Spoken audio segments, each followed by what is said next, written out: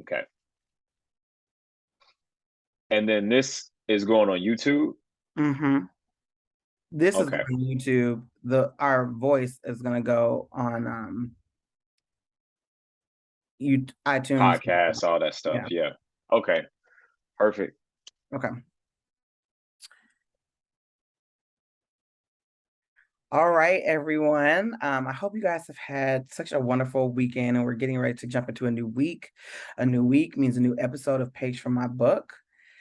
And yeah, I'm going to share that the timing of this episode goes further deep than probably any other episode as to what's going on in life. And that's for another time. But just know that I'm so grateful to be sitting here and having yet another conversation with one of my favorite people on the planet, because I don't invite people that are not my favorite on this podcast, but I love everybody. Um, and so I've introduced them a little bit in the intro, but you know how this goes. I always feel like the best person to introduce themselves is the person. So without further ado, I'm going to let our guest for this episode tell you a little bit about himself. So go ahead and share with us who you are. Yes. Well, first off, Allison, thank you for having me. Yeah.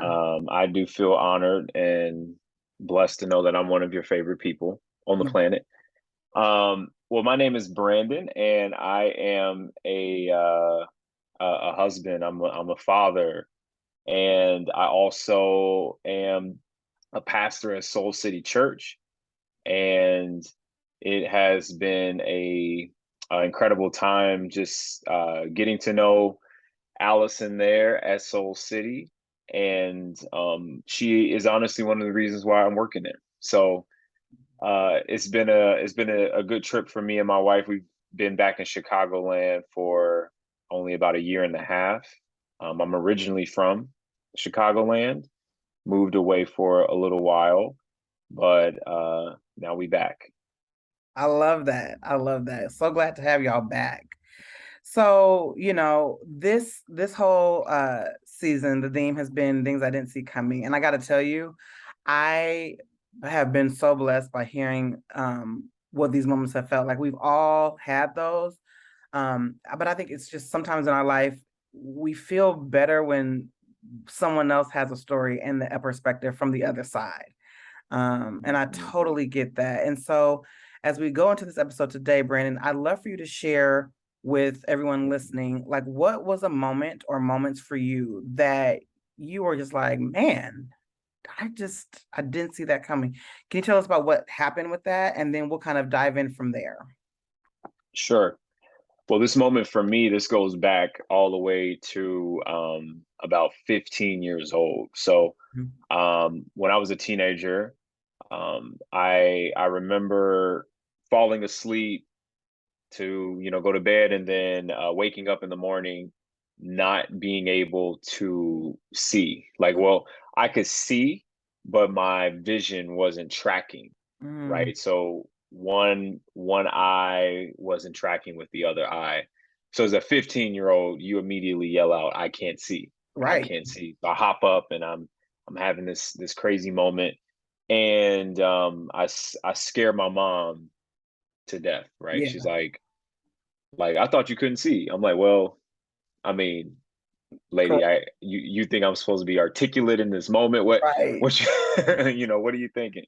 Right. So anyway, this ends up being more serious than we expected, right? I go to my pediatrician at the time, who then sends me to the emergency room, and I have this 2-week experience in the emergency room where I stay at the hospital, and it was crazy. I got MRIs, spinal taps, all these things, and I'm a 15-year-old kid. I have no grid for this, no context for this, and through some medical intervention and some prayer, I'm able to leave the hospital, Mhm. and I return to school.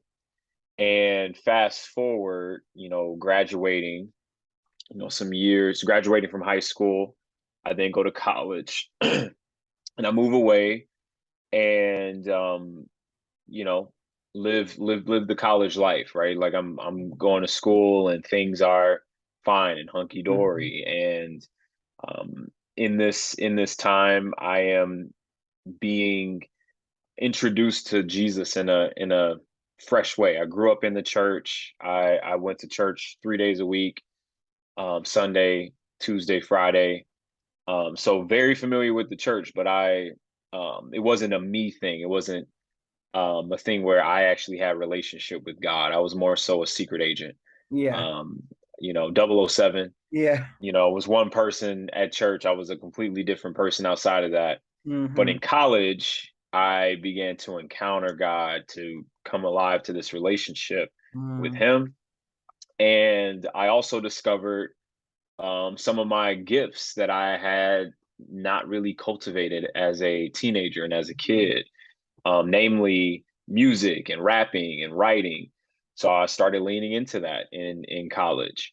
So at about 21, so this would have been about maybe 2012. Mhm. I'm, in the height of this experience where some friends and we formed this rap collective, this Christian hip hop collective, and Mhm. we're doing wonderful things. It's fun. And in the midst of that, I'm working at Red Lobster Mhm. because every college student at some point serves. Absolutely. I mean, it just teaches you Without a so many doubt. life skills. It does. Shout out. Shout out to serving. Shout out to the Mhm. Cheddar Bay biscuits. Shout out to that. Uh, for real, I had Cheddar Bay biscuits on deck. I should have. I Yes. should have been selling them. Um, so I'm serving one evening, and I literally lose the ability to speak Uh, altogether. Like my words are slurring. I can't say words. I can't pronunciate words. I can't put sentences together at all without talking very slowly. Like I have to mhm. talk. I didn't know what was happening. I'm like, am I having a stroke? Am I having a seizure? What is this? Right. And I initially thought, well, maybe I'm tired, but as the evening went on, it got worse, and it got worse and worse. So I had my middle brother was also in college at the time, at that time, and I called him, and he drove me to the ER, and he's freaking out, panicking himself, and I'm like, I need you to be calm. You need to give me the calm energy. I don't need to be calming you down and trying to Right. figure out what's going on with me. He comes over, he's like, oh my god, oh my god, oh my Yeah. god, oh my god. And I'm like trying to calm him down, and I can't even say words. Right. So it was a chaotic moment. It was a chaotic experience. He takes me to the ER. They start running tests and things like that. And in this time, they discover that I have this autoimmune Mm. disorder that would go back. It went back to that experience at 15. Mm. That we didn't know necessarily what that was, but this disorder popped up here at 21. Mhm. So um very, very just crazy situation. It was scary, it was shocking, um it was very just irritating and Mhm. frustrating. Mhm. I was angry at God for a moment. I was angry just at the circumstance because in my mind, I am starting to step into what it means to be Brandon. In my Yeah. mind, I'm discovering who Brandon is and doing that in the ways in which I feel like, God has made possible. But yet this experience happens, Mhm. and um yeah, it sent me into a short little spiral. Yeah. Um, yeah. So that is the moment that I never saw coming. Wow. Like almost twice. Yes, two Yeah. times. Yep. That that is crazy. Um there's some things I want to jump back to. The first one is when you said, you were trying to calm your brother down. And I found what's really unique in these moments when it's kind of like pure pandemonium and you're like, what is going on? Um, that we tend to be the people trying to assure everyone around us because I mean we're in it. Right. You feel in that moment, of course you were like, what is happening? Did you feel in that moment some type of inner like relaxation, or do you think that came more so from like, I need it just to be calm so I can figure out and hear myself? Yeah, I will say it did feel like I had I think in that moment I experienced, the peace that surpasses understanding. Mhm, mhm. You know, like I I was able to, I think, stay level headed because I needed to. Like it was, again, you're in school. You have, you don't have any parental figures around Mhm, mhm. to depend on and to lean on. My parents were 2 hours away, Yeah, so I think that I had to stay relatively like level headed so yeah, that I could figure out what was happening. But I think I was able to do that because I did have this like inner peace of like, all right, I don't know what's happening, right. but I think it's gonna be okay. Yeah, So, uh, hey bro, you need to calm down. yeah, yeah. You Yeah. mentioned that you had a moment where you were kind of angry with God. And I feel like that's fair. And while this isn't, for at Hmm. least for you, and I've been in that situation Hmm. before where, it wasn't an anger like I'm done being a believer. And I understand the heaviness of when things go wrong in life, trying to Yeah. question um higher reasoning. But I also am not a person who feels like we have to throw so many Bible verses at people while they're processing very real things that are happening, even Hmm. though the hope is to point them back to say, this wasn't God, but He's there. Hmm. But I would love, since you brought that up, and not to say that you have the answers, but in your own words, how can we somewhat give permission to have those types of emotions in cataclysmic times in moments in our lives? We're like, this is a real feeling that I'm processing. I'm rooted in something, but I'm still feeling that way. That's just very human. um Hmm. but I feel like people feel like they can never express that, or they feel ashamed for feeling things like that in those Yeah. moments. How is that Yeah. for you, or how did you get through that? Yeah. I definitely agree. I think there can be an unspoken belief that to have faith means that you don't entertain hard Mhm. feelings like anger, sadness, disappointment, doubt. So if I have faith, faith is void of those harder feelings. Right. So the fruit or the sign that I have faith is that I don't deal with those. When in reality, that's just suppression. That's Yeah, that's yeah. not that's not a sign or evidence of faith. And I think I had to learn that the hard way. And what I've learned is that we see people like David, who in the Psalms he is constantly lamenting and Mhm. communicating his frustration. At one point he prays to God that God would take his enemies' babies and bash their heads against rocks. Like that's a pretty Yeah, graphic sort of prayer, right? That's a pretty graphic prayer to take to God, right? We would think. But what it shows us, in my opinion, is that mhm, God is a safe place to yeah, bring those type of mhm, raw emotions to. And then we see in Jesus's life, he's in the Garden of Gethsemane, and he is filled with doubt and fear, and he's like, God, if there is another way, like if there's any other way, anything. you let me know. But your will be done. Yeah, But he is sweating. He's he's not sweating because he's hot. He's not sweating because he has anxiety. He's dealing with fear in this moment. Mm-hmm. And I think it's like you said, it's a very human thing. And I'm thankful that we have a a God who Mm. has experienced all of Yeah. our humanity.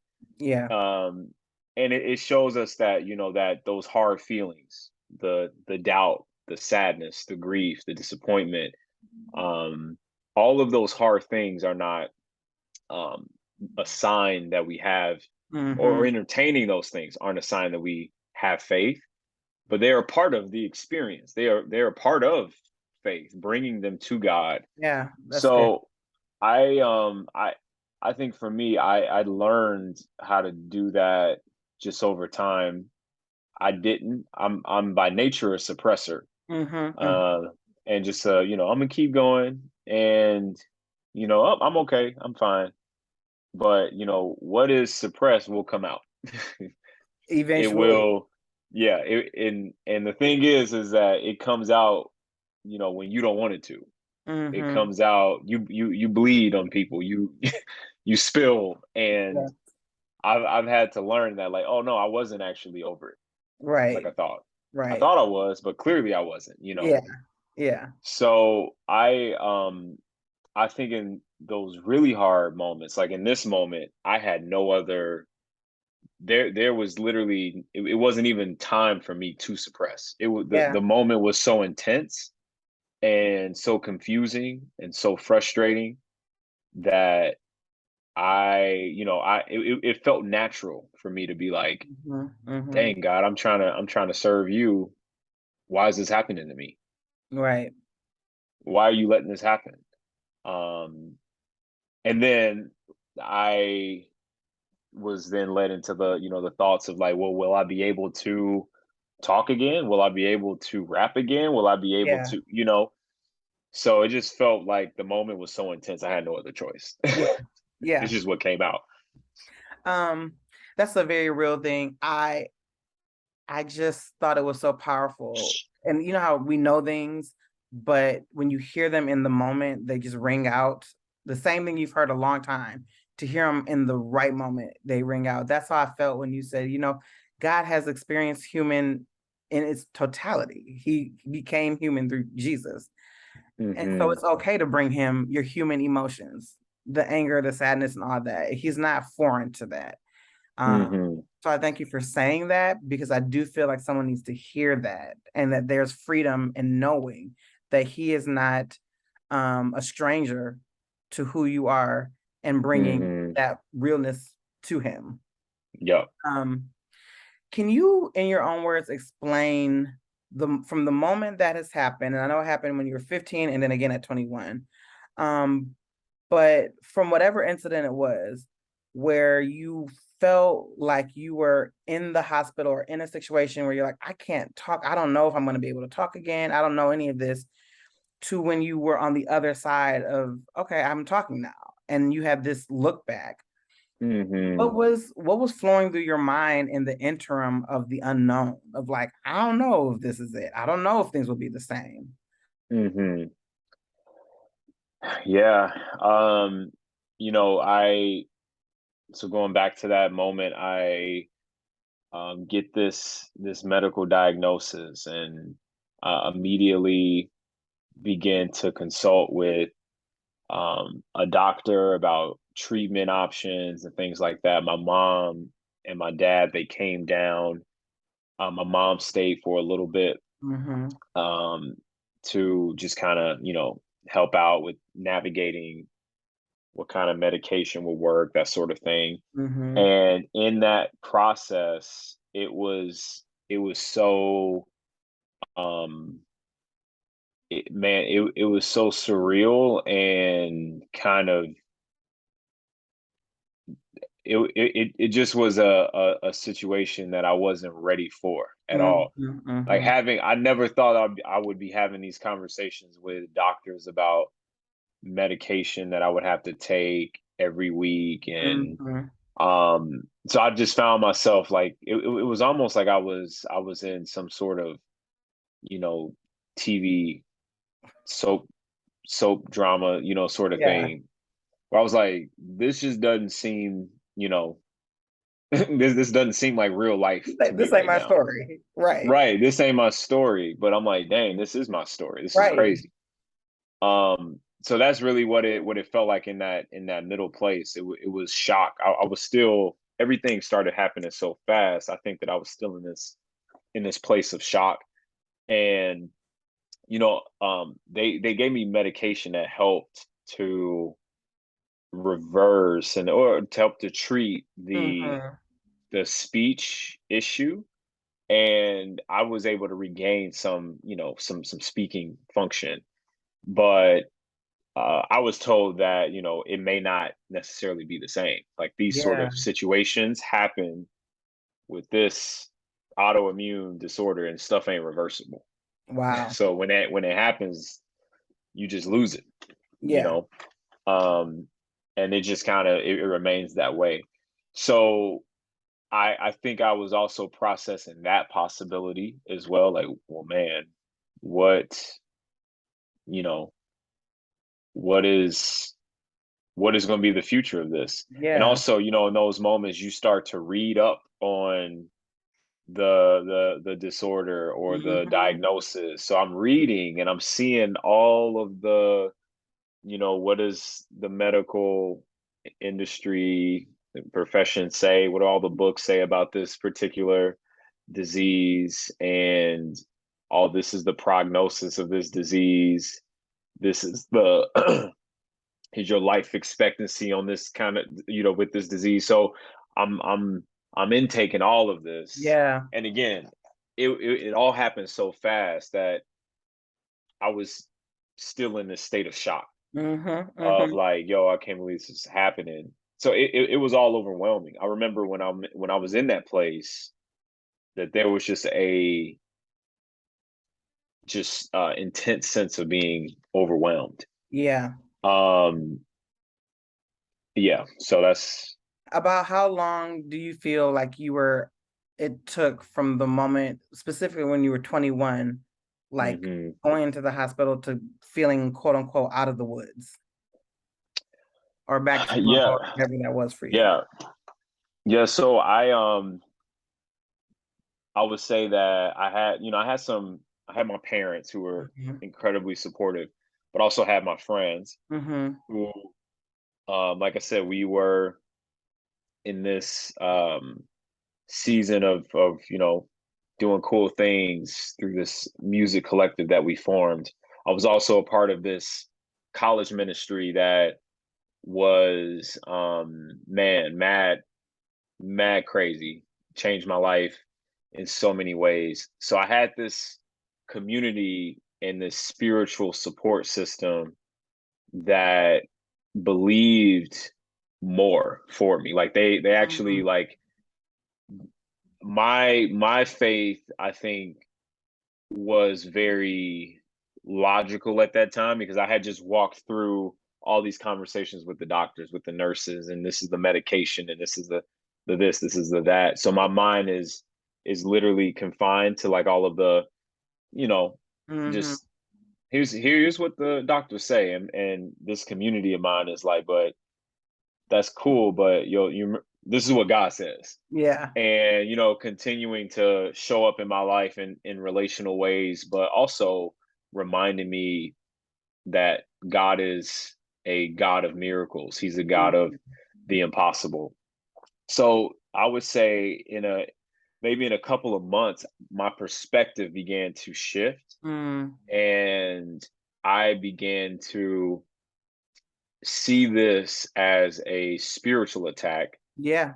and recognize, like, there's no coincidence here that God has been using my communication, whether that's through rapping, and then Mm. at that time I also started preaching as well, stepping into that in a youth ministry sense.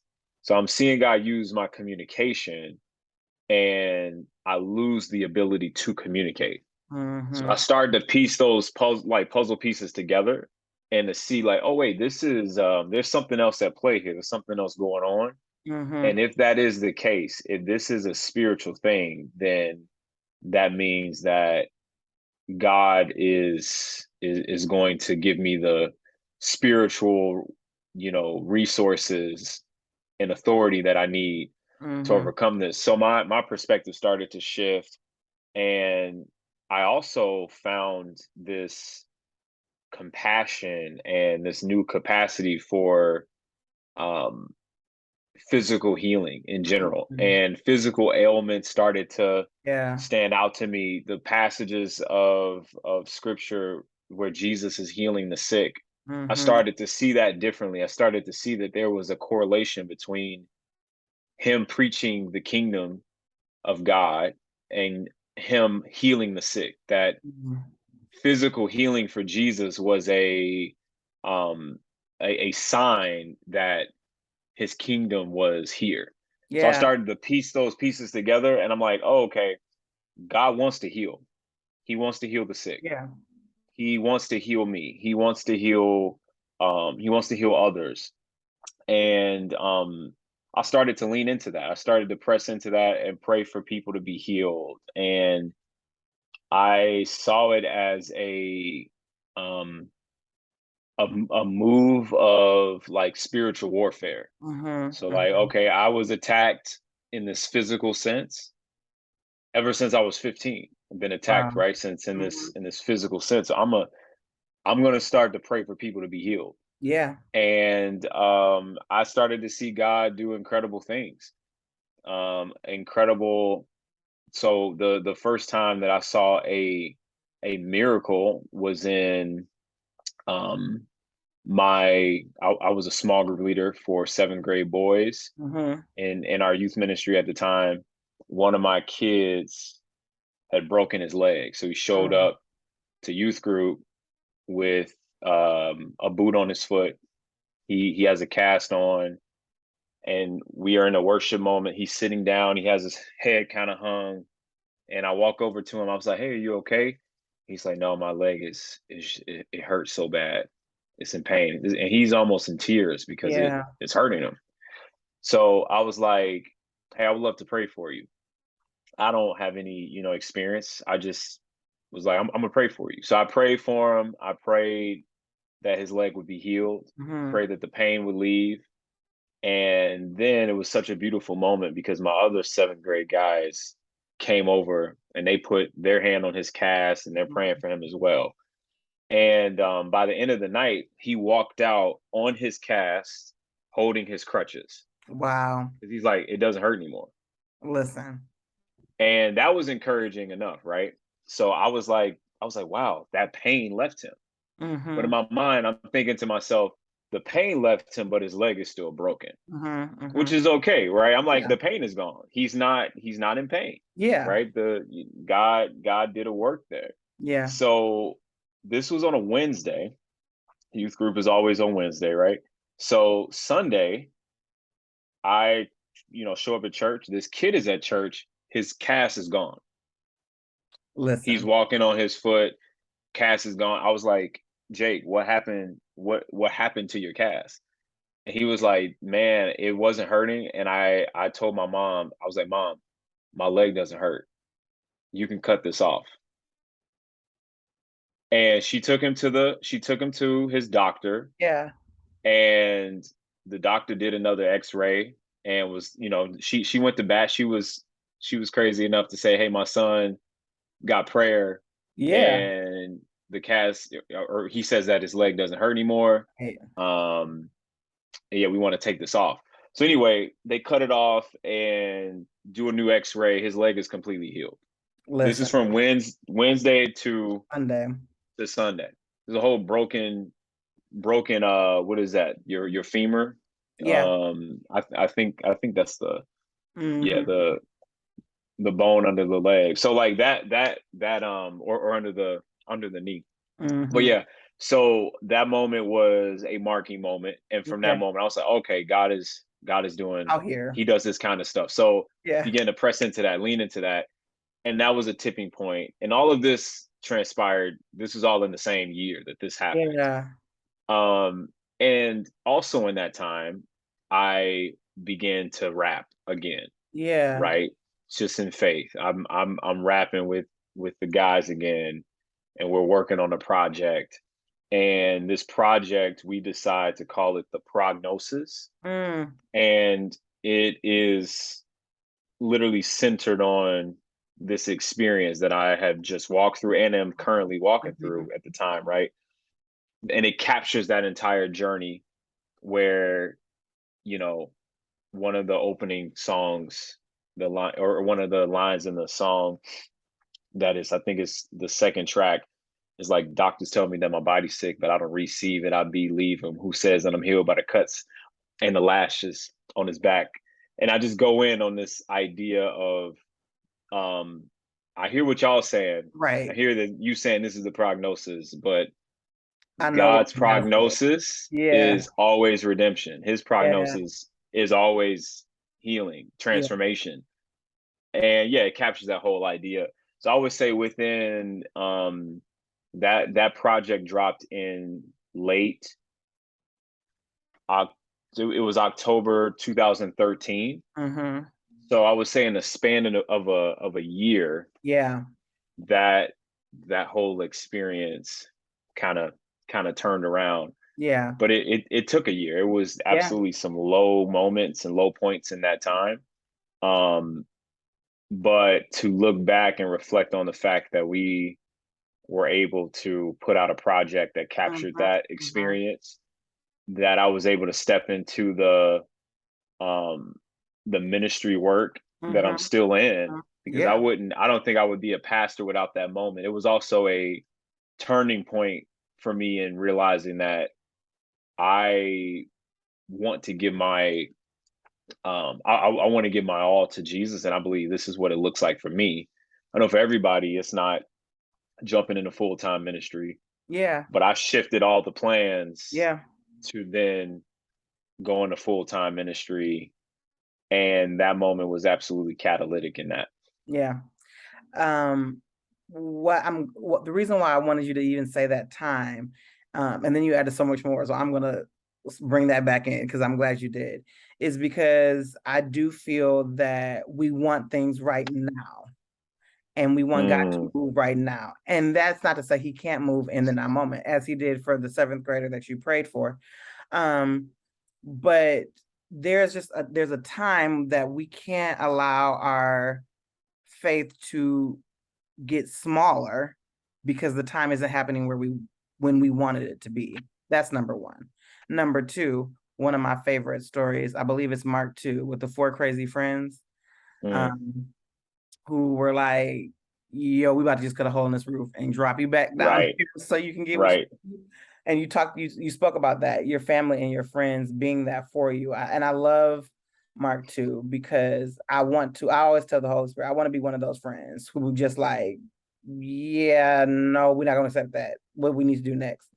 Because we forget that I've said in other episodes, even beyond this season, the importance of the village. And I feel like Mark 2 kind of brings all of that together of why even who you're around matters. Because even when you are Hmm. tired, not even like you're faithless, just you're exhausted, Yep. um, they are like, we about to carry you to the roof and make sure you Right. blessing. So you mentioned that, Yep. and that's what jumped out to me. The other thing that jumped out to me is a story that I love of Jairus, whatever. We don't have to get into that pronunciation. Um, but when he had a daughter that needed healing, and on his way, he asked Jesus to come and heal his daughter. And on the way, a woman with the issue of blood stopped him. And, Jesus took that time and heard her story and healed her while all this was going on. Meanwhile, you know, Jairus Jairus was like, fam, Mm, I mean, this is me putting human to it. Like, I got a right. whole kid that might be dying right now, and you about to Hmm. stop. Um, and for those who don't know the story, Jairus's daughter did end up dying in that space, in that time frame that Jesus stopped to heal this other woman. But then Jesus went to Jairus' daughter and resurrected her from the dead. And I heard that story and the story you just shared because there's something very powerful, Brandon, about this very uncertain time for yourself, but you leaned Mm. all the way in. And in a time where you were still healing, you were Mm-hmm. able to pray for others to get their healing. And they got their healing right away, just like this Mm. with the issue of blood. Yeah. Why Yep. you like, okay, yep. Because I mean, I did have the initial request, but I'm here to lean in and pray for others. Right. And I think God honors that. I mean, He honored that from Mm-hmm. Scripture in that story with women with the issue of blood and Jairus, but I heard that same story in the one you just shared. That in the Mm-hmm. midst of you seeking God for your healing, in the midst of you being like, I'm hoping I can get back to where I was, you Mm-hmm. said yourself, you were like, okay, I want to. I'm looking in the Word and saying like, Lord, this is what Jesus did, and I want to see how that correlates to physical healing. And in the midst of that, I'm putting it into practice. I want to see these signs and wonders, and you got that Mm-hmm. while still waiting for total restoration for yourself, and then God Mm-hmm. honored that. Um, and I don't know why that was the timing, but I do want to acknowledge the posture that you had of while you were still seeking your own healing, you were able to believe and stand with others for theirs. Um, Mm-hmm. because I feel like I've noticed that in my life too, and for those of us who are listening who are believers, you just, you have this heart, and again, in a human way, you're like, I'm praying for others and I'm still believing God for this one thing. And it's genuine Yeah. prayers. Um, but I do feel the need to call out, like, God sees that posture of like, I Mm-hmm. trust that you're gonna do it. And I still have faith that you're gonna do my situation and take care of those who still need prayer in my middle. I'm praying for others and I'm seeing Mm-hmm. others get their fullness and wholeness, and while I'm still in my brokenness, and trusting that God is Yeah. working on my wholeness. And that's a very powerful thing that I heard in the story you just shared. And so I really appreciate you saying that, because that is not you just told the story in a quick time frame. Mm-hmm. Folks know when you are asking God to do things like significant things in your life, and it's taking a minute, and yet He's dropping people on your heart to pray for, and you're seeing them get that manifestation while you're still waiting for yours. That is not Mm-hmm. easy. But prior to us recording, Brandon and I were having a conversation, and we were talking about how God wastes nothing. And it was like, and what I love about going back to the story with the lady, with the woman with the issue of blood and Jairus, two things happened that day. Had he just gone to, and this is me putting the Allison spin on it, y'all. So Mm-hmm. we don't need theological letters coming in, but um, I always say, like, he could have just gone and healed Jairus' daughter, and it would have been a healing miracle. But because of the sequence of what had happened, it was a healing miracle and a resurrection miracle. And it's kind of just allowing yourself to say, I'm not on God's time, but I know He's up to something. And when we allow Him to Mm-hmm. move, greater works he's able to do. So even in your story, I know you only had time to tell this one story of the seventh grader. I'm positive Yeah. there were more. But look through you and your Mm-hmm. and your faithfulness and openness, He healed you, but it just wasn't healing you. He was able to do Yeah. so much more through your obedience in your time of wanting Him to do something else. And He doesn't waste Mm-hmm. anything, and He does maximize the request. If we are praying for, Yeah. we're praying for healing, finances, spouses, health, whatever. He's not going to just meet your need at the bare minimum. It's gonna domino into so many Mm-hmm. other people, and that is a Yeah. very hardcore part of your story that I didn't even ask. But I'm so glad you shared, because I think people need to be aware of that. When we're all gonna have I didn't see it coming moments, but to just have that Mm-hmm. moment. The other word you used was perspective. That's a real thing, because a lot of Mm-hmm. our physical mind and how we allow our perspective how we manage our perspective can leak into our physical. And you Yeah. just have this certain perspective. So many good gems. I'm hoping that everybody can listen to this more than one time, because you said so much and I was like, note. So I'm probably leaving Mm. something out, but I really appreciate you sharing that, because it's a perspective, it's a posture, and it's obedience, that in our moments of, are you gonna do it? Because a year ain't Yeah. short. Isn't short for my mother who's listening. Um, Mm-hmm. it's not short, but but God was able to carry out so much and give you your total restoration. And Hmm. so that's powerful. Um, Yeah. yeah. So thank you for that. Yeah, no problem. I I think something too that stands out that I think is not our first reaction or Mhm. response in moments like this is getting to that place of getting to that place where we no longer say, well, God, why did you allow this to happen? Mhm. Yeah, that's real. To recognizing, like, okay, there must be something there must be something on my life. There Yeah. must be something special about me, and recognizing that, okay, this could be a attack Mhm. from the enemy to, get me to, not, maybe it's not even drop the faith, but maybe to Mhm. be discouraged, Yeah. to lose focus, Yes. to not pursue Jesus in the way that I was once doing. Yeah. And I think getting to that place, it almost makes you feel like, okay, well, that's not about to be me. So Yeah. I have to make sure I have the opposite reaction. Yeah. Oh, if he expects me to do this, then I'm gonna do the complete opposite of that. And again, that's not to say that we want to be double focused, Totally. but we are not ignorant to our enemy schemes, Yes. and we want to recognize his strategies. And I think oftentimes we can get stuck at that place of, well, God, why did you allow this? Yeah. That's real. And we camp out right there. And sometimes, maybe he'll give you an answer. In my experience, I mean, I don't often find the answer in that place, but Yeah. maybe at times he does. Yeah. But you might be waiting Yeah.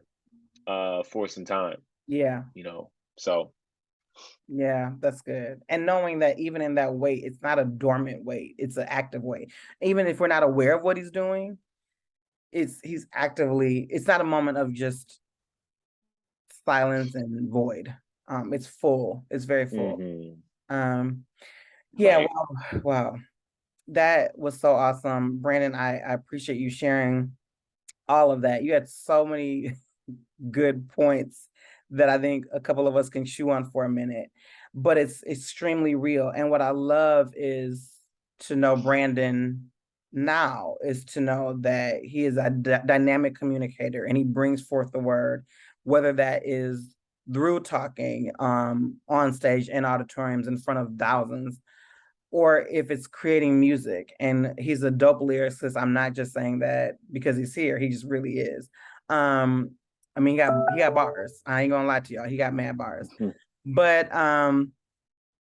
But I get to see the other side of what God has done in the midst of. And to hear that you went through all of that, one would never know because you don't look like what you've been through. You don't smell like smoke. mm, And that mm, in and of itself, for every person that can hear, I hope they hold on to that because you just mm, shared how real that moment was at 15 and 21 and not knowing and reading prognosis and thinking like, I might not be able to do this again, to people who meet you now, even in this podcast and hearing you talk, mhm, would have never known this is the product of what coming out on the other side of it is. mhm. And Yep, you would never know unless the testimony is spoken because you don't yep.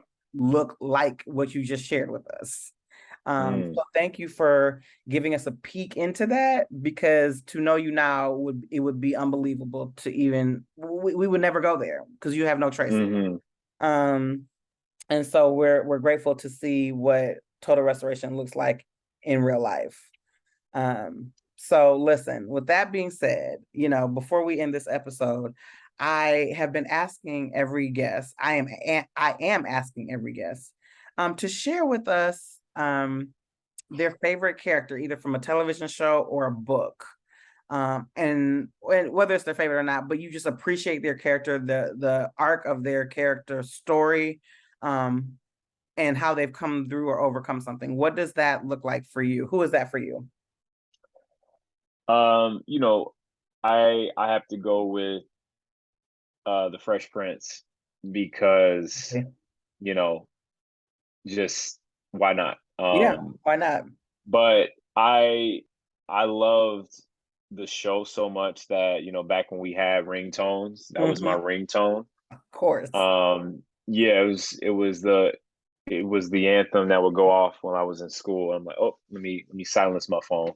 But what I love about Will in that show is that, he navigated so many challenges, Mhm, mhm, especially being a teenager, supposed to be a high schooler, right? mhm, mhm. His story literally is that he moves to go live with relatives, which Yeah, is a form of trauma in and of itself, to leave your home, your mom, yeah, and not just that, but it's a completely different environment, yeah, right?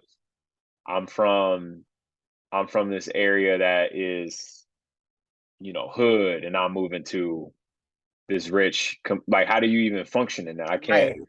can't imagine. But then on top of that, we see throughout the show he navigates certain personal challenges, whether it's, Yeah. struggling because his dad's not in his life, Mhm. getting shot. There's just so many different, little micro themes in the Yeah. Fresh Prince that I loved, but yet he still held this like disposition towards life, that life is good. Yeah. Um and my job is to make others feel like life is good. Yeah. Um yeah, that's one of my favorite Yeah. favorite characters right there. I've said it a few times. I have a reason. Every season, the levity section at the end is different. But what I loved about this season, when I was thinking, like, what would that be for this season? The reason why I chose that question is because it's so specific to what we are talking about, in that the beauty that we have with characters of television shows and books is that for the most part we know their story is going to be okay, but yet we watch them go through ups and downs. And I love hearing what that is for people, because everyone Hmm. gives this. I love when this person had to go through that, and yet each week you were like, they're gonna be okay. And how we should take that Hmm. perspective of knowing, especially as believers, that like our story's gonna be okay. Like, it's gonna be beautiful Hmm. and Hmm. everything. And so when we're going through, there's this knowing of like, I'm with you in this moment. I'm like, oh my gosh, is Will and Lisa gonna get back together? I don't know. But Right. and whatever, however it ends, I know they're gonna be okay. He's either gonna meet somebody Right. new, come into some money, move, Right. but you know that they're gonna be okay. And so it's Right. this mindset of like, when we're sitting watching it happen from a perspective of a character, we can still empathize and sympathize with them. The only difference is we're just more assured in their Yeah, story end. Um, and I think Will is an excellent example of that, because we was all up and through roller coastering through that show. But he definitely we kept were. laughing, Right. humor, and I think there's another gift in that too. Right. Like, is Um, Mad Dog gonna get him? is Mad Dog gonna get him? Okay, let's just talk about it. Like, all of those things. Like, is Tim McCarthy Right. okay in the end? Um, Right. but yeah, no, spot on. And so, Brandon, I want people who've heard your story, who are inspired by your story, to stay connected to you. Do you mind sharing your social media platforms before we close it out for today, so people know where to find you? Hmm. Sure. Yep. So I'm on Instagram and TikTok mostly, and my handle is Brandon Lamarx. So it's LamorAX. Brandon Lamarx for Awesome. both of those. And I mean, I'm kind of on Facebook, but Who is? not I mean, not it's okay. not You really. are. Right. I'm there, but not really. Yeah. So those are my two primary.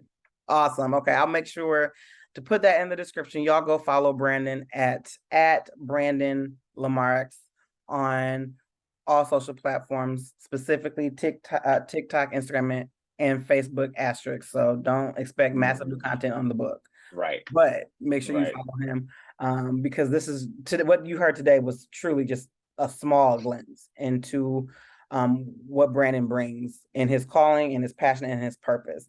Brandon, thank you so much for being on this episode today. I thoroughly enjoyed it. I know it's going to make a difference to someone listening. It's and we're all excited to see where God takes you. Awesome. Thanks again for having me, Allison. This has been wonderful. For Always sure. great to talk. Awesome. All right, y'all. Have a wonderful week, and we'll talk to you later.